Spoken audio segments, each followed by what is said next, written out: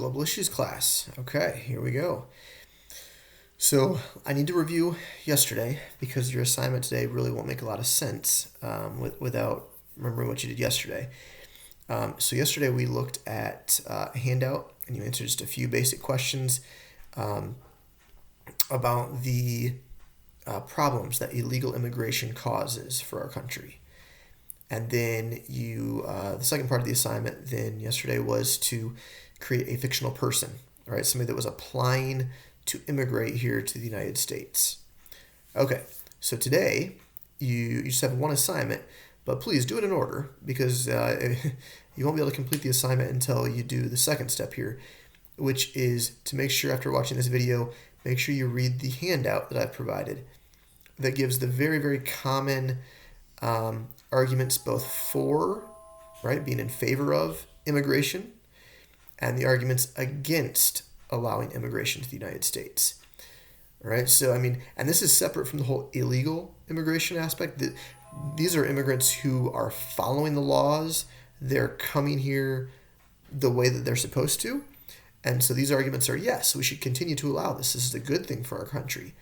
And then the other arguments are, no, like immigration just in general, right? Like all immigration is a bad thing, and we shouldn't be having it, okay? So there's kind of three angles to immigration. But today we're just going to deal with whether people that do it by law, whether that's a good thing, and we should continue to have that, or whether we should just end immigration altogether. So here's your task. You're going to go back to, well, I would open the page, honestly, that has the assignment in it, all right? But in that page, I've given you lots of information, but here's the basics.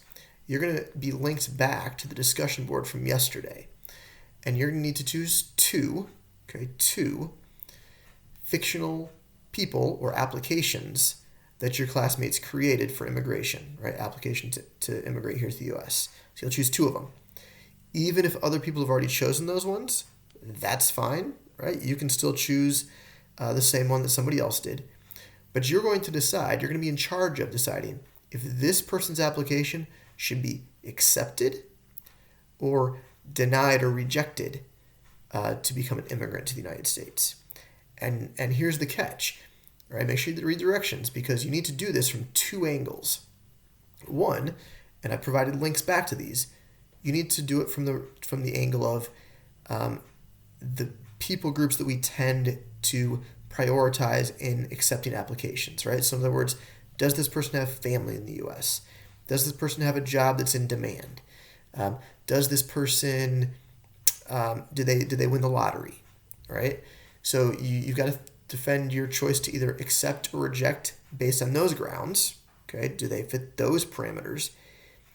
Then secondly, you need to accept or reject them based on whether they fit the parameters of simply whether immigration is good for our country or whether immigration is bad for our country. Now, to be clear, you can only accept or, you can either accept or reject the person overall, right? You can't do one and then the other, okay? It's either you accept them on both types of arguments or you reject them on both types of arguments. But you should be using two different types of arguments, right? One, do they fit the qualifications of somebody that we would want to immigrate here? Second, is immigration even a positive for our country? Okay, so you've got to use the resources that we've been working through the last couple days. Right? What's the process to immigrate? Do they fit that qualification? And then, are you in general thinking that immigration is good or bad for our country? Okay, again, it's not a terribly tough assignment, but make sure you watch the video, make sure that you read the directions because there are several steps. And feel free again to email or text me if you have any questions.